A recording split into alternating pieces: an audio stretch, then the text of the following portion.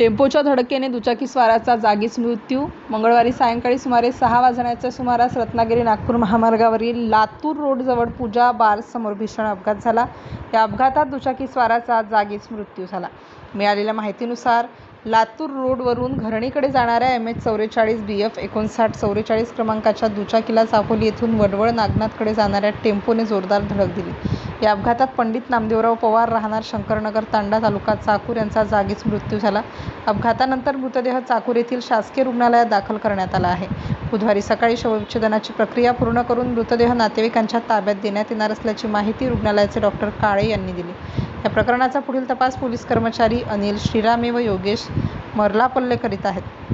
दरम्यान महामार्गावरून लातूर रोडकडे वळताना तसेच लातूर रोडवरून महामार्गावर येताना असलेल्या टी पॉईंटवर अपघातांचे प्रमाण वाढत असल्याने येथे उड्डाणपूल उभारण्याची मागणी नागरिकांकडून जोर धरू लागली आहे.